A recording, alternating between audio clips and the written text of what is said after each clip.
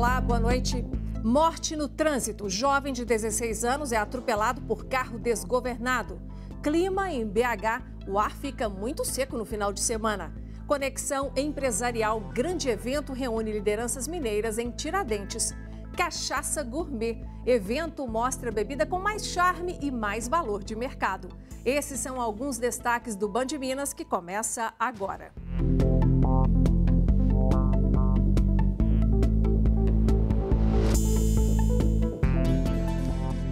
A Polícia Civil prendeu aqui na capital 8 integrantes de uma quadrilha especializada em roubo e adulteração de combustíveis direto nas distribuidoras. 2 caminhões foram apreendidos.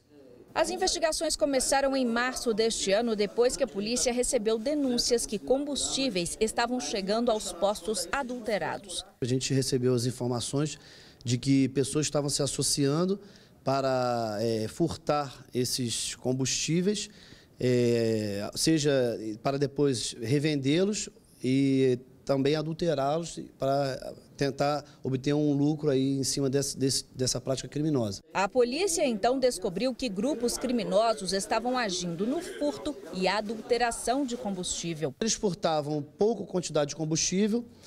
Geralmente essas pessoas, os destinatários finais, eles nem percebiam. Quando esse desvio, esse furto era de uma quantidade um pouco maior de combustível, completava com alguma coisa que não era o combustível real. Depois de abastecerem os caminhões nas distribuidoras, os motoristas seguiam até galpões na cidade de Betim, onde parte do combustível era retirado. Em média, eles recebiam R$ 2,30 por litro. A retirada do combustível só era possível porque o lacre colocado na distribuidora ficava largo.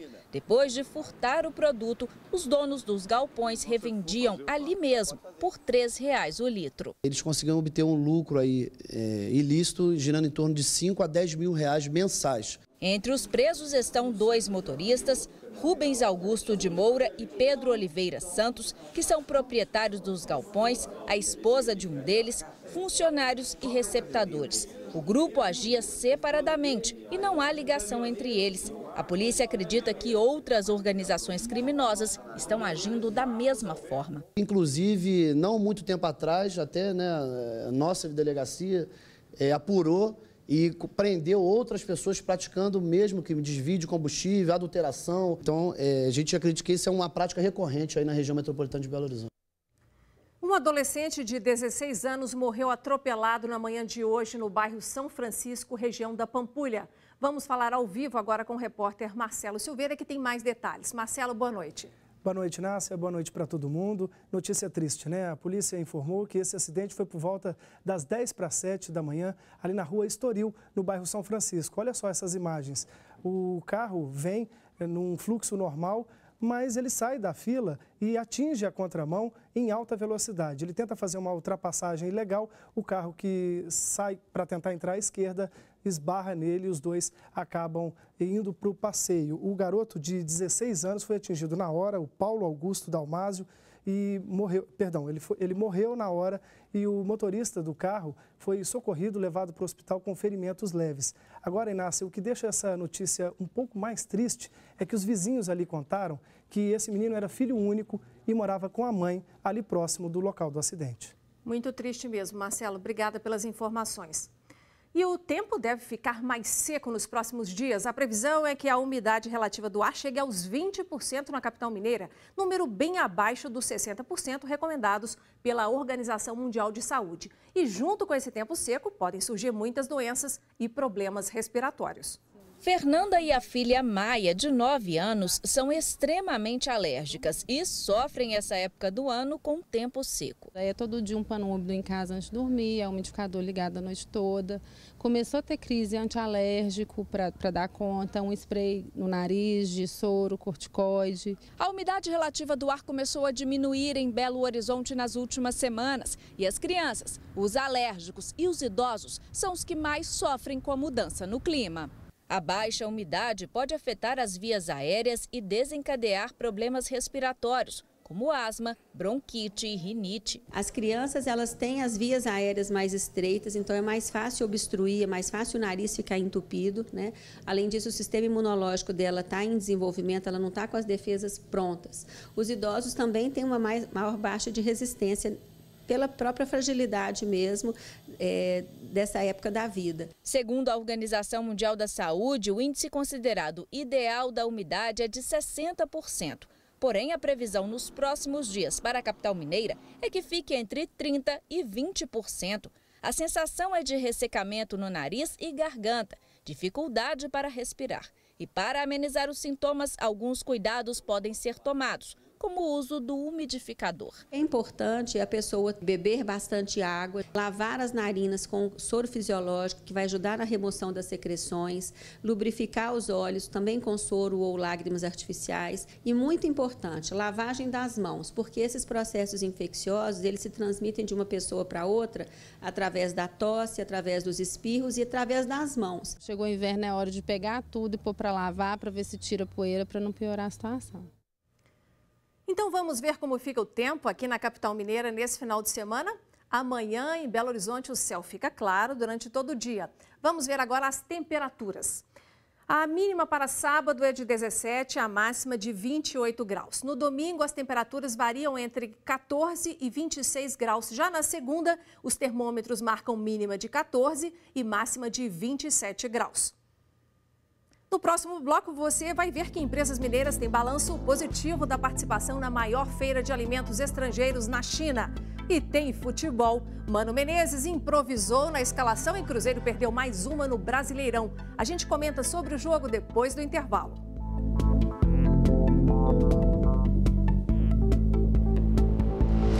Crise política, desemprego, expectativa de melhora da economia. Esses foram alguns dos assuntos que marcaram a abertura do Conexão Empresarial, o maior encontro entre líderes políticos e empresariais em Minas. Nossa repórter Luciana Viana e o cinegrafista Wanderson Guimarães foram à cidade de Tiradentes conferir. É aqui, numa das mais charmosas cidades históricas de Minas Gerais, Tiradentes, a 190 quilômetros de Belo Horizonte, que diversas autoridades de setores públicos e privados, empresários de vários segmentos, se reúnem para discutir diversos temas importantes para o país durante a 8ª edição do Conexão Empresarial. O futuro, ninguém sabe. O momento é de incertezas, sobretudo políticas e econômicas em relação a decisões e trajetórias. Mas aqui, profissionais de vários setores tentam buscar juntos um caminho que possa diminuir a tensão política e a retração econômica. O evento, que tem o apoio do jornal O Tempo, é realizado pela VB Comunicação. O objetivo principal do Conexão é o network, é o relacionamento. Evidentemente que desses relacionamentos nascem muitos negócios. Eu acho que esse é o grande objetivo do Conexão Empresarial. Reunir pessoas, provocar temas e fazer com que a partir daí tenhamos soluções práticas para o dia a dia do nosso país e do nosso estado. Um evento como esse, que coloca tanta gente importante e em plano de decisão, sentada, concentrada, importante dizer isso, concentrada, ouvindo outras pessoas falarem sobre o momento econômico e político, se constitui em solução. São debates, palestras e apresentação de programas sobre temas atuais e relevantes. A dificuldade dos prefeitos atuais é muito com a receita. E depois o prefeito está muito exposto à demanda da população. Ele é o para-raio. O mais importante nesse momento é você dar uma parada no meio dessa crise toda para rediscutir tudo, para analisar tudo, para buscar caminhos, buscar soluções. É isso que o empresariado e os políticos mineiros estão sentando nesse final de semana para reavaliar. Pode-se dizer que aqui há representantes de grande parcela responsável pelo PIB, o Produto Interno Bruto, que após 2 anos seguidos no vermelho, teve crescimento de 1%, de acordo com divulgação do IBGE no início desse mês. O PIB mexeu para cima, nós temos que comemorar, por mínimo que seja, né? Eu acho que só de inverter a tendência já tem uma expectativa maior. O empresário precisa estar aberto à cooperação interpares, né? Preciso estar trocando experiências com seus colegas. Crise, a gente tem que ter um olhar positivo, né? Sair melhor da crise do que nós estávamos antes. No evento, o atual cenário político, econômico, social do país não foi poupado das críticas. Hoje nós somos sobreviventes dessa crise ética que o país amargou, né? O país viveu, o país sofreu muito com isso.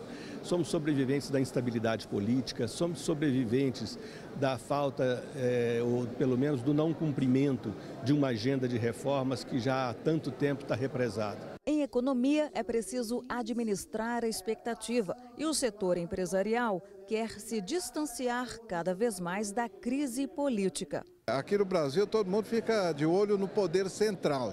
Tem que esquecer o poder central e trabalhar. Os empresários têm que buscar a maneira de aperfeiçoar suas empresas, reduzir custos, aumentar a produtividade.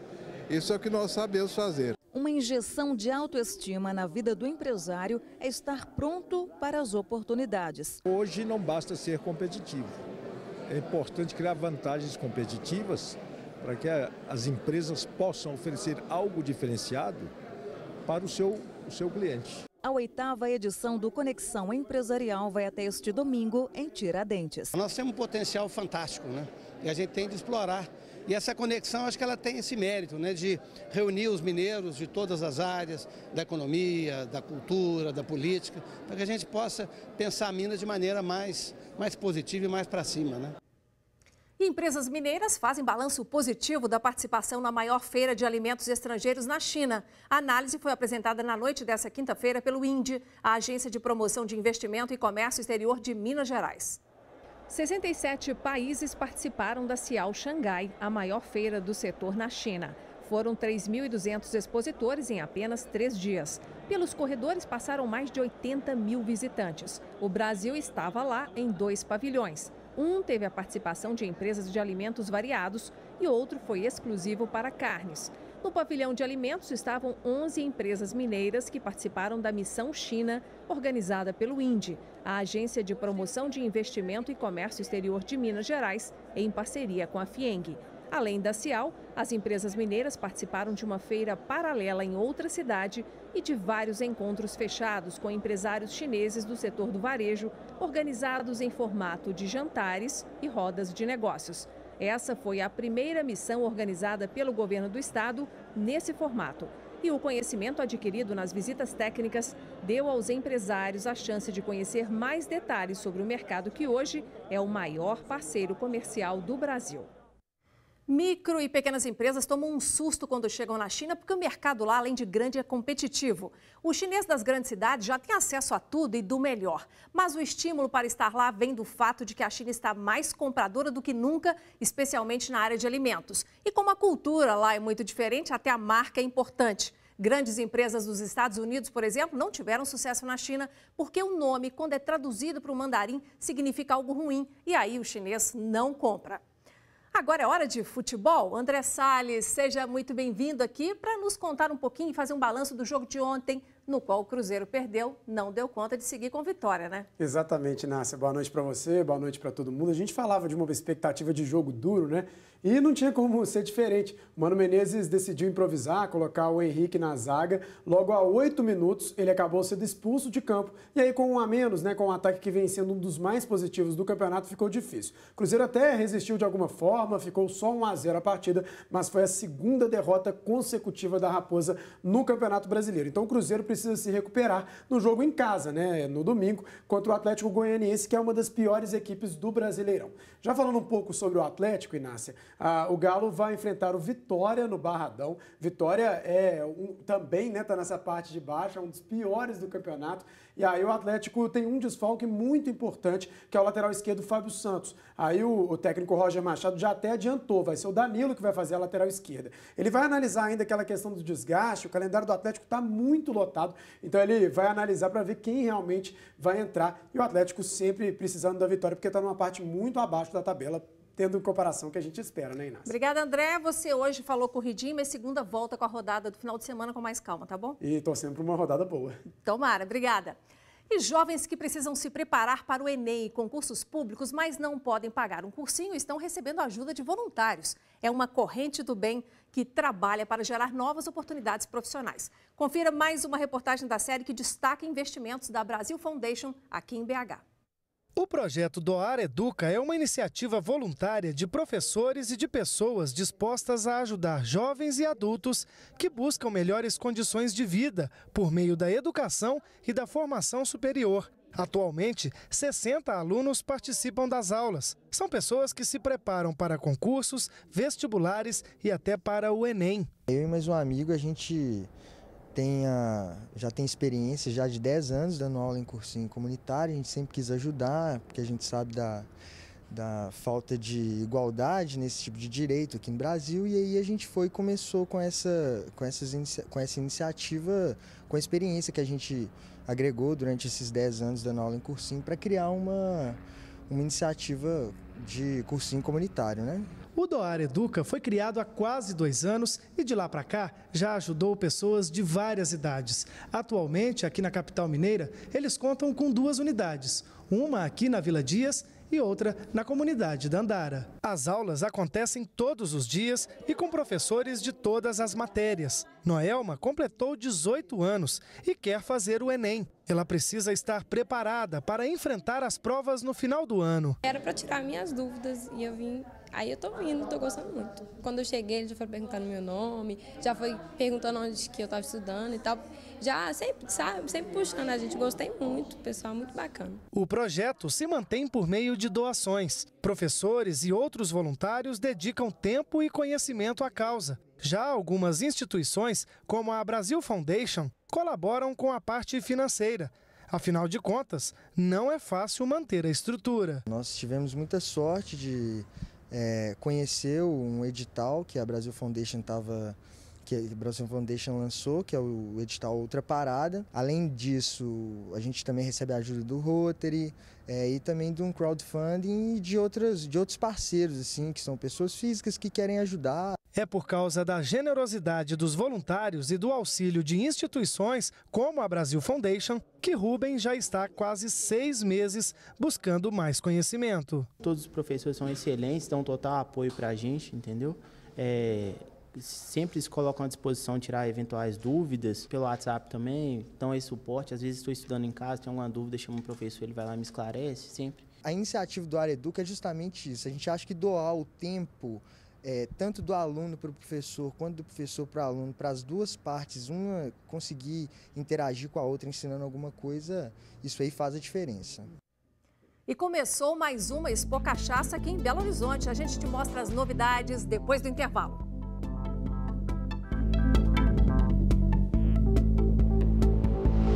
O mercado de arte é considerado um dos investimentos mais rentáveis do mundo. Ontem, colecionadores mineiros tiveram a chance de dar lance para tentar comprar obras cobiçadas da arte brasileira. O leilão de arte foi realizado na Errol Flynn, em Belo Horizonte. No acervo, 190 obras dos mais variados artistas plásticos. As peças que estavam em exposição na galeria de arte chamavam a atenção de quem entrava no espaço. Nós fizemos uma captação em diversas coleções particulares no Brasil inteiro, principalmente Rio e São Paulo. E a gente conseguiu reunir um número considerável de obras de artistas muito representativos na arte brasileira.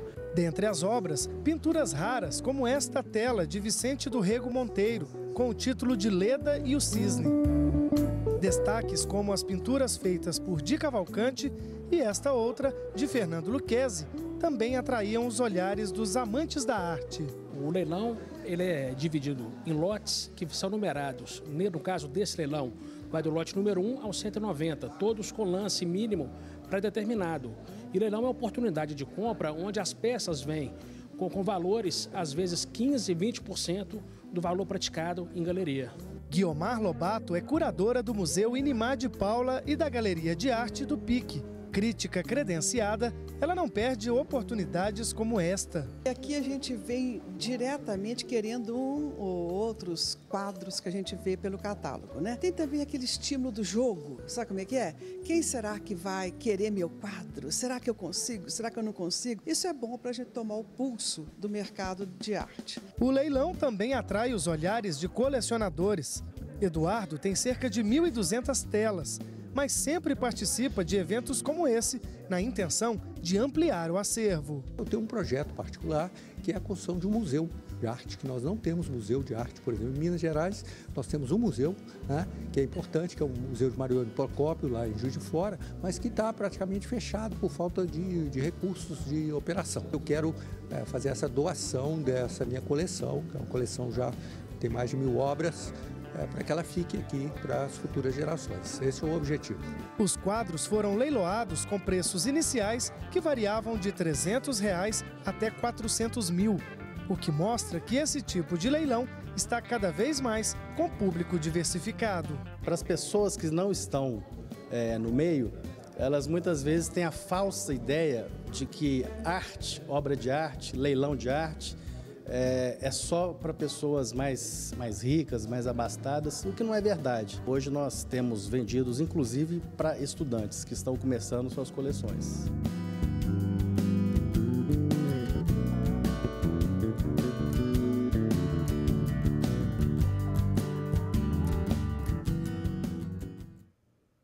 Foi-se o tempo em que a cachaça era vista apenas como a pinguinha do boteco. Atualmente, são vários tipos e vários sabores consumidos por homens e mulheres. Neste final de semana, em Belo Horizonte, é realizada a 27ª edição da Expo Cachaça. Começou a 27ª edição da Expo Cachaça e a 20ª consecutiva em Belo Horizonte. Hoje ela é a maior vitrine que tem no setor de cachaça no Brasil. A gente tem toda a cadeia produtiva representada. Tampas, rótulos, garrafas, equipamentos, serviços, insumos, produtos. Espaço para a tecnologia? Sim, isso também tem por aqui.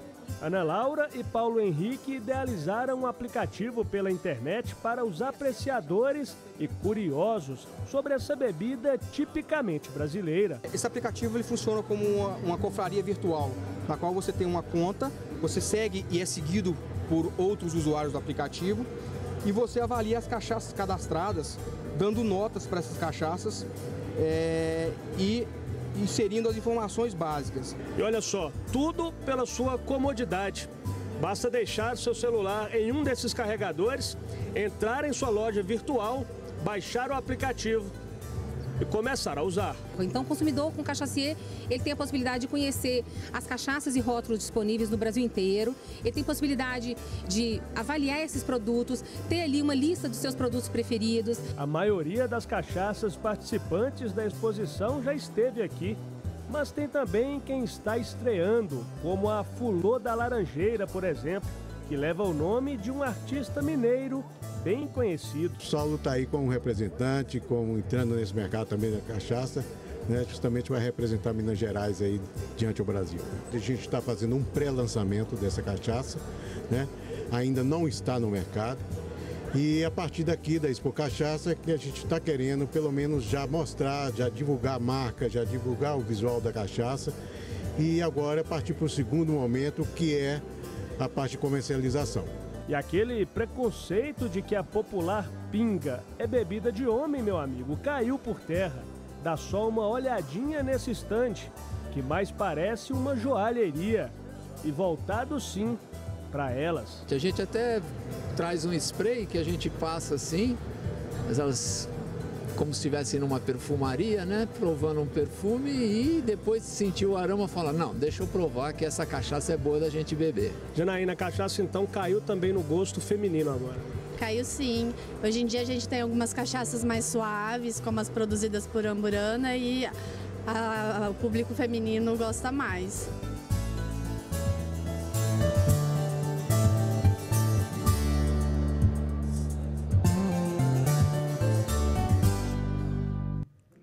A nossa edição fica por aqui. Uma ótima noite para você e um bom final de semana.